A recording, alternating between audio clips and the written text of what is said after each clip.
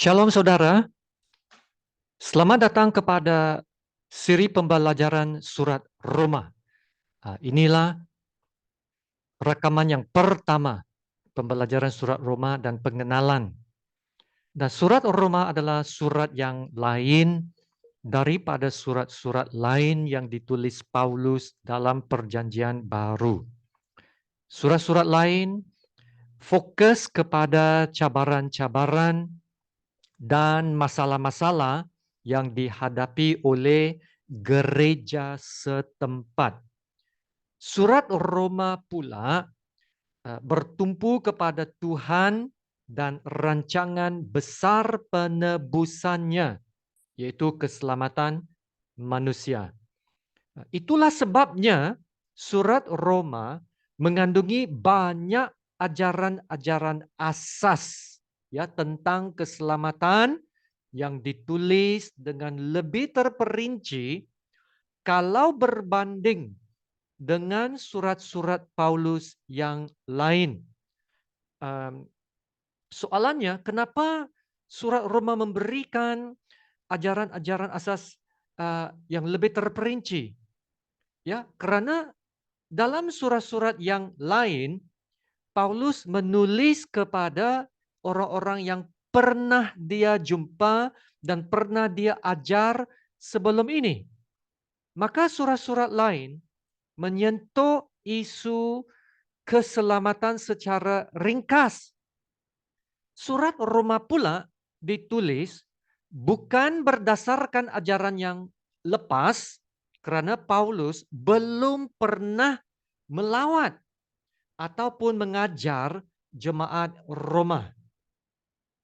Nah, itulah sebabnya saudara ya, kalau kita mau mengukuhkan ya dasar kepercayaan atau asas kepercayaan kita dalam Yesus Kristus, surat Roma adalah satu surat yang harus kita belajar.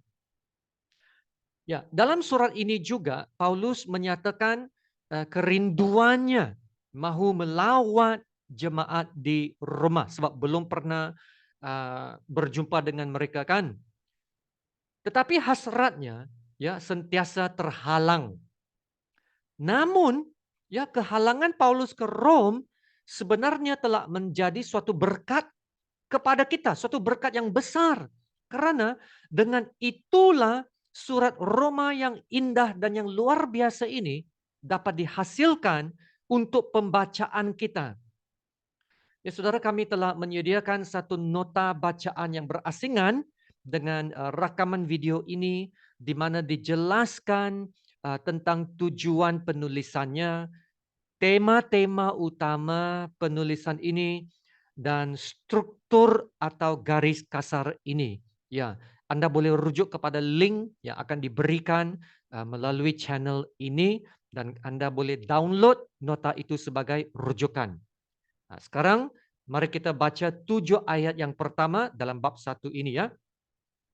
Ayat yang pertama, dari Paulus, hamba Kristus Yesus yang dipanggil menjadi rasul dan dikuduskan untuk memberitakan Injil Allah. Injil itu telah dijanjikannya sebelumnya dengan perantaraan nabi-nabinya dalam kitab-kitab suci tentang anaknya yang menurut daging diperanakan dari keturunan Daud. Dan menurut Roh, kekudusan dinyatakan oleh kebangkitannya dari antara orang mati bahwa ia adalah anak Allah yang berkuasa. Yesus Kristus Tuhan kita. Dengan perantaraannya kami menerima kasih karunia dan jabatan rasul untuk menuntun semua bangsa supaya mereka percaya dan taat kepada namanya. Kamu juga termasuk di antara mereka. Kamu yang telah dipanggil menjadi milik Kristus. Kepada kamu sekalian yang tinggal di Roma, yang dikasihi Allah, yang dipanggil dan dijadikan orang-orang kudus. Kasih karunia menyertai kamu dan damai sejahtera dari Allah Bapa kita dan dari Tuhan Yesus Kristus. Saudara, ucapan salam Paulus di Roma ini adalah yang terpanjang sekali ya berbanding dengan surat-surat lain dari Paulus. Kenapa yang paling panjang salam dia? Ya ingat ya, Paulus belum lagi bertemu dengan jemaat Roma. Ya, maka dia perlu memperkenalkan dirinya dan menyatakan apa yang dia percaya. Ya, mari kita lihat ayat yang pertama. Dari Paulus, hamba Kristus Yesus yang dipanggil menjadi rasul dan dikuduskan untuk memberitakan Injil Allah. Nah, perhatikan panggilan Paulus di sini. Paulus adalah rasul Allah. Namun, Paulus memanggil dirinya hamba Kristus Yesus. Nah, inilah kerendahan hati Paulus. Dia tidak bermegah karena dia seorang rasul Allah. Ya saudara, semakin kita naik dalam kedudukan kita, kepimpinan kita, semakin kita harus merendahkan diri. Paulus sanggup mengabdikan dirinya kepada Kristus untuk melakukan segala kehendak Allah. Dan Paulus memberitahu pembaca tentang panggilannya. Apa panggilannya? Panggilannya adalah untuk memberitakan Injil Allah. Nah, saudara, saya percaya panggilan untuk memberitakan Injil Allah bukan saja untuk Paulus satu orang, tetapi adalah panggilan bagi kita semua. Amin. Kita seharusnya ada beban untuk memberitakan Injil dan kebenaran Allah. Ayat yang kedua, Injil itu telah dijanjikannya sebelumnya dengan perantaraan nabi-nabinya dalam kitab-kitab suci. Saudara, di sini ada suatu kebenaran yang sangat penting. Injil yang kita ada ini adalah Injil yang telah dinyatakan kepada nabi-nabi dari dulu lagi. Ya, maksudnya perjanjian lama telah menulis tentang Injil dan tentang Yesus. Ya, dalam perjanjian lama sudah dinyatakan itu. Yaitu rencana keselamatan Tuhan telah dinyatakan dari awal. Yaitu rencana keselamatan yang sama. Sama ada dalam perjanjian lama atau perjanjian baru. Injil keselamatan ya bukanlah rancangan Tuhan yang last minute. Ya, yaitu apabila Tuhan melihat manusia berdosa, barulah Tuhan merancang keselamatan manusia. Tidak, bukan begitu. Bukan yang last minute punya rancangan Tuhan untuk selamatkan manusia. Yesus telah dipilih dan telah diutus untuk menjadi penebus sebelum dunia dijadikan. Nah, ini dinyatakan dalam beberapa ayat dalam perjanjian baru. Dalam 1 Petrus bab 1 ayat 20. Ia telah dipilih sebelum dunia dijadikan. Tetapi karena kamu baru menyatakan dirinya pada zaman akhir. Lukas 24 ayat 27. Lalu ia menjelaskan kepada mereka apa yang tertulis tentang dia. Tentang siapa? Tentang Yesus. Dalam seluruh kitab suci. Mulai dari kitab-kitab Musa dan segala kitab nabi-nabi. Nah, kitab-kitab Musa dan kitab nabi-nabi adalah perjanjian lama. Dan juga dalam Lukas 24:44. Ia berkata kepada mereka, inilah perkataanku yang telah kukatakan kepadamu ketika aku masih bersama-sama dengan kamu, yakni bahwa harus digenapi semua yang ada tertulis tentang aku. Di mana? Dalam kitab Taurat Musa dan kitab nabi-nabi dan kitab Mazmur. Ya, ayat-ayat yang telah saya baca ini jelas menunjukkan bahwa Injil tentang Yesus telah dijanjikan Allah berabad-abad sebelum adanya perjanjian baru. Ya, dengan perantaraan, ya, melalui perantaraan nabi-nabinya dalam kitab-kitab suci. Dan sekarang semua nubuatan dan janji Allah tentang Mesias telah digenapi dalam perjanjian baru. Nah, saudara, ini menunjukkan bahwa rencana keselamatan Allah adalah sempurna. Kenapa sempurna? Ya, sebab sudah digenapi dalam perjanjian baru. Dan rencana keselamatan Allah adalah sama dari dulu hingga sekarang, ya, tidak berubah. Rencana keselamatan Tuhan, ya. Dan bermaksud juga cara keselamatan itu yaitu melalui iman yang percaya adalah sama, tidak berubah dalam perjanjian lama dan juga tidak diubah dalam perjanjian baru. Dengan itu, rencana keselamatan Allah adalah pasti dan adalah terjamin sebab tidak berubah. Nah, inilah kenyataan yang akan Paulus tekankan sepanjang surat Roma ini, yaitu cara keselamatan yang sama dalam perjanjian lama dan perjanjian baru. Apakah Injil yang disampaikan Paulus?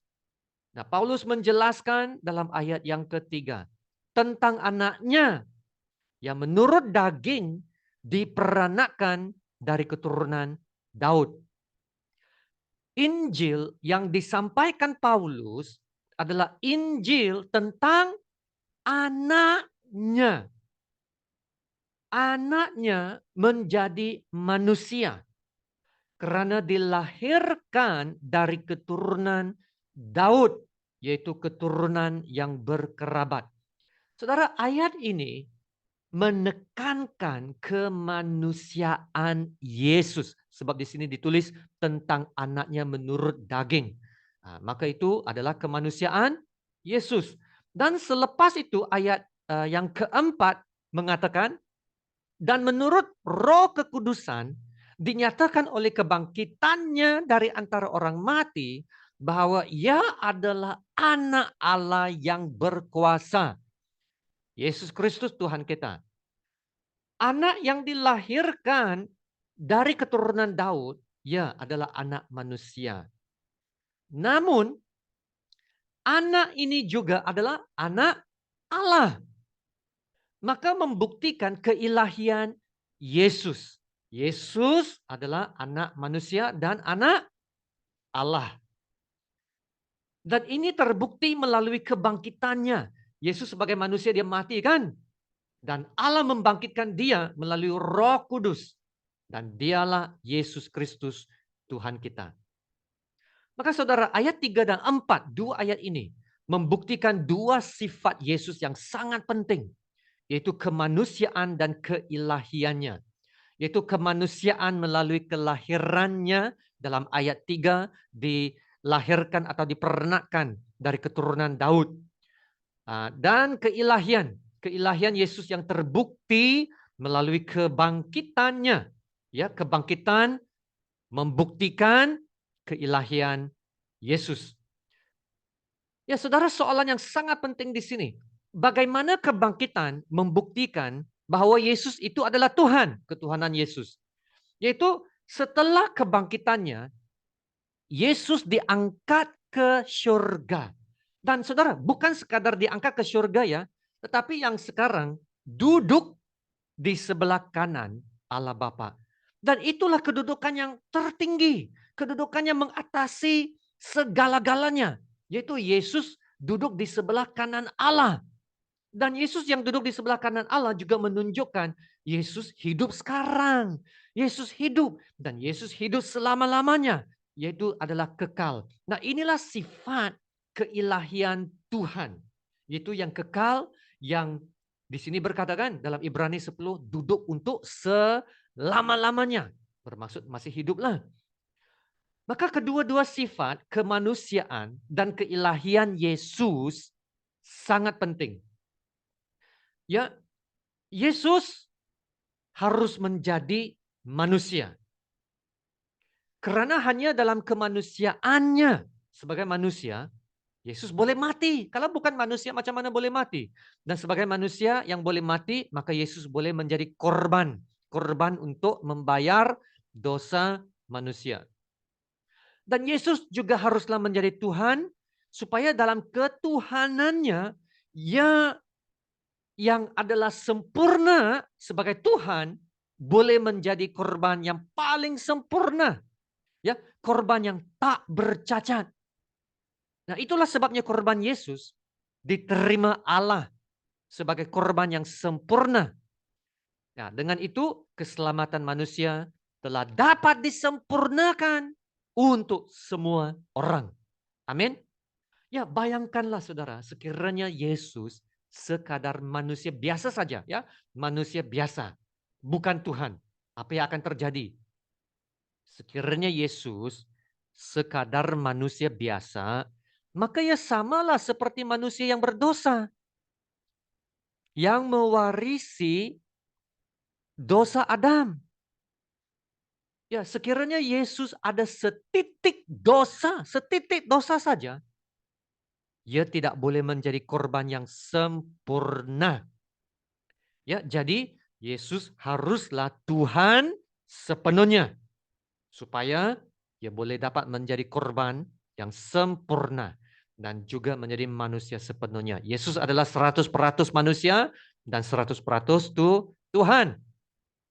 Ayat 5 dan 6, dengan perantaraannya kami menerima kasih karunia dan jabatan rasul untuk menuntun semua bangsa supaya mereka percaya dan taat kepada namanya. Kamu juga termasuk di antara mereka. Kamu yang telah dipanggil menjadi milik Kristus. Dengan perantaraannya, kata ayat ini. Yaitu Paulus mengatakan, melalui Kristus, Paulus diberi kasih karunia untuk memberitakan Injil. Yaitu menyeru semua manusia ya supaya percaya kepada Yesus dan hidup taat dalam iman kepadanya. Dan Paulus berkata juga, kamu juga termasuk di antara mereka. Yaitu jemaat Roma juga termasuk di antara orang-orang percaya yang beriman dan hidup taat kepada Yesus. Ya, percaya dan taat kepada Yesus. Nah, saudara, inilah panggilan utama setiap orang percaya, yaitu tetap percaya dan taat dalam iman. Apa itu ketaatan? Ya, ketaatan adalah sifat yang mahu melakukan perintah Tuhan. Apabila kita taat melakukan perintah Tuhan, nah kita akan dapat bertumbuh dan kita menjadi matang dan kita menunjukkan bahwa kita benar-benar adalah seorang yang telah selamat. Sebab ketaatan akan menyertai keselamatan. Ya, maka marilah kita mendorong satu sama lain untuk tetap percaya dan taat melakukan perintah Tuhan. Ya, kita harus memberikan kata-kata yang mendorong jemaat gereja kita ya untuk tetap percaya dan melakukan perintah Tuhan ya. Hidup yang tetap percaya dan hidup yang melakukan perintah Tuhan adalah hidup yang mengutamakan Tuhan Yesus.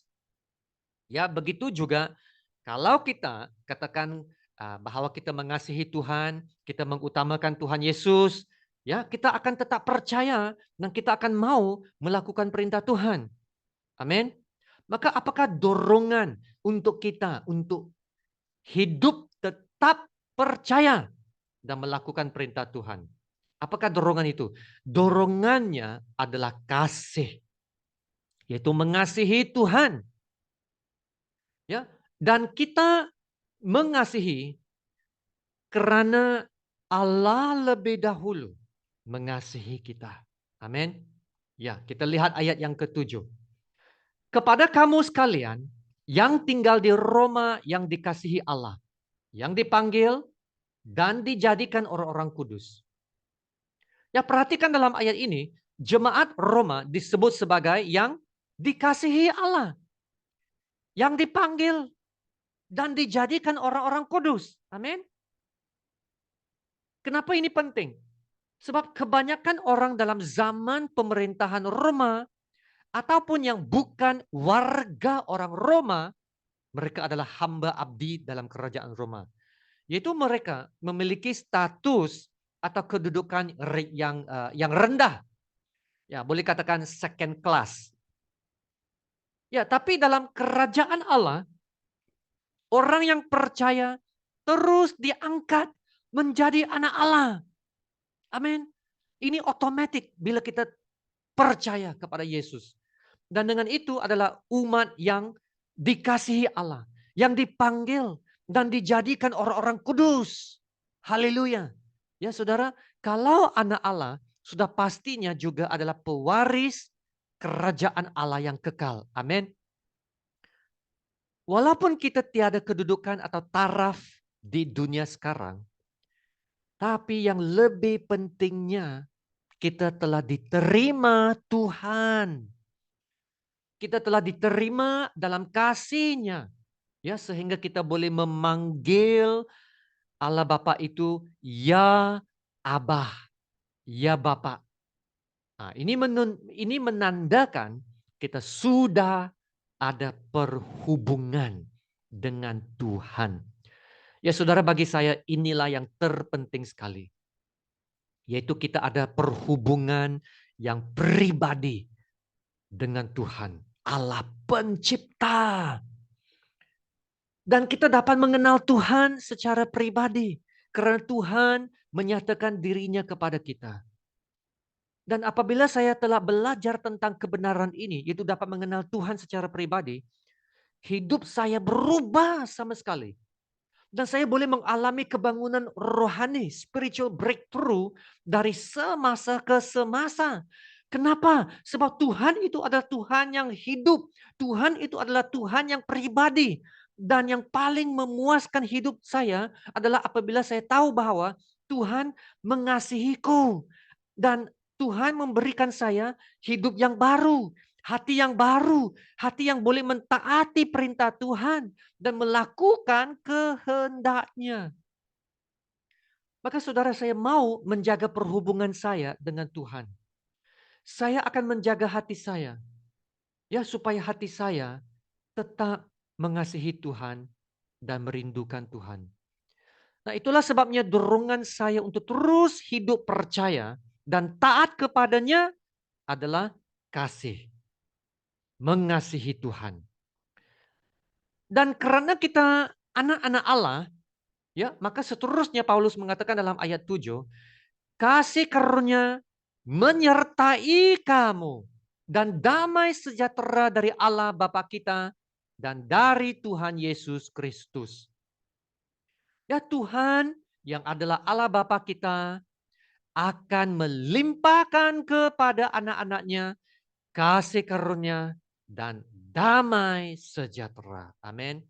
Nah, kasih karunia adalah anugerah Tuhan, yaitu segala kebaikan Tuhan yang tak layak kita terima. Tetapi Tuhan tetap memberi kepada kita. Ia adalah berkat dan kasih Tuhan. Ya, kasih Tuhan itu tanpa syarat ya. Itulah sebabnya dikatakan kasih karunia menyertai kamu. Yaitu sentiasa menyertai. Yaitu sentiasa ada. Bermaksud ya, kasih karunia Allah adalah kebaikan Tuhan yang dapat kita alami setiap hari. Setiap masa kita boleh mengalami Tuhan. Haleluya. Kasih karunia menyertai kamu. Ya, dan melalui kasih karunia Tuhanlah kita dapat hidup mentaati perintah Tuhan dan melakukan kehendak-Nya. Ya, saudara, bermaksud ini sangat penting ya. Kasih karunia Tuhan memberikan kepada kita kekuatan itu ataupun kemampuan untuk hidup sebagai seorang murid Yesus dan anak Tuhan yang sejati. Amin. Ya, damai sejahtera pula adalah kedudukan kita dengan Tuhan. Ya. Karena kita telah diampunkan segala dosa, maka sekarang kita berdamai dengan Tuhan. Nah, bukan saja berdamai dengan Tuhan, ya, kita juga ada kedamaian Tuhan dalam hati kita. Shalom, kedamaian Tuhan ada dalam hati kita. Kita dapat berdamai dengan Tuhan dan karena itu dapat menikmati kasih karunia dan kebaikan Tuhan itu. Haleluya. Nah, saudara, untuk memiliki kedamaian Tuhan ini, kita harus menyerahkan hidup kita sepenuhnya kepada Tuhan. Kita harus menaruhkan kepercayaan yang sepenuhnya dalam Tuhan. Supaya walau apa terjadi, Allah berkuasa dalam hidup saya. Allah yang bertindak bagi pihak saya. Dan karena itu, saya ada damai sejahtera Allah yang memelihara hati dan pikiran saya. Dan dengan itu saudara, kita tidak perlu hidup dalam ketakutan dan kebimbangan. Kita serahkan saja segalanya kepada Tuhan dan biarlah damai sejahtera Allah yang melampaui segala akal dan pikiran memelihara hati kita. Amin. Maka saudara, dalam 7 ayat yang pertama ini, ya Paulus telah meringkaskan kepada kita maksud Injil. Injil berita baik tentang Kristus telah dirumuskan dalam petikan ini, yaitu Injil yang telah disediakan dari mula perjanjian lama, yaitu rencana Allah.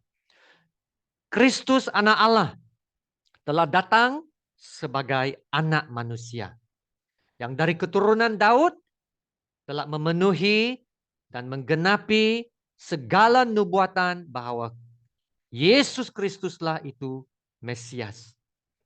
Dan sebagai Mesias, Yesus Kristus mati dan Yesus bangkit. Dan melalui Yesus Kristus kita menerima kasih karunia dan damai dari Allah. Dan menjadikan kita orang kudus, dipanggil dan dikasihi. Maka apakah respon kita? Kita haruslah percaya dan taat. Maka ingat kembali ayat yang kelima sebagai penutupnya. Dengan perantaraannya kami menerima kasih karunia dari jabatan rasul untuk menuntun semua bangsa supaya mereka percaya dan taat kepada namanya. Ya saudara, teruslah hidup dalam kepercayaan dan taat kepada Yesus. Bagaimana kita dapat lakukan ini? Kita dapat lakukan ini dengan kasih karunia Allah yang menyertai kita. Kasih karunia Allah, ingat ya, adalah segala kebaikan dan kekuatan Allah yang memampukan kita untuk hidup sebagai orang percaya yang taat dan setia kepada Tuhan. Amin. Mari kita berdoa. Bapa kami yang di surga, terima kasih Tuhan untuk firman kebenaran-Mu. Terima kasih Tuhan karena Engkau telah mengutus anak-Mu yang telah datang sebagai anak manusia, yang telah mati bagi dosa dan bangkit. Haleluya. Melalui Yesus Kristus, kami boleh menerima kasih karunia dan damai sejahtera Allah. Sehingga kami dipanggil yang dikasihi Allah, yang dipanggil dan dijadikan orang-orang kudus. Haleluya, puji Tuhan. Semua ini adalah kebaikan-Mu ya Tuhan. Maka Tuhan tolonglah kami dan semua para pendengar untuk hidup dalam ketaatan yang melakukan kehendak-Mu ya Tuhan. Sehingga kan hidup kami akan terus berubah dan menjadi sama seperti Yesus. Dan hanya melalui kasih karunia-Mu ya Tuhan, kami dapat lakukan itu. Haleluya. Terima kasih Tuhan. Dalam nama Tuhan Yesus kami berdoa dan ucap syukur. Amin. Ya, terima kasih saudara. Tuhan memberkati engkau dan melindungi engkau. Tuhan menyinari engkau dengan wajahnya yang memberi engkau kasih karunia-Nya. Dan Tuhan menghadapkan wajahnya kepadamu dan memberi engkau damai sejahtera. Amin.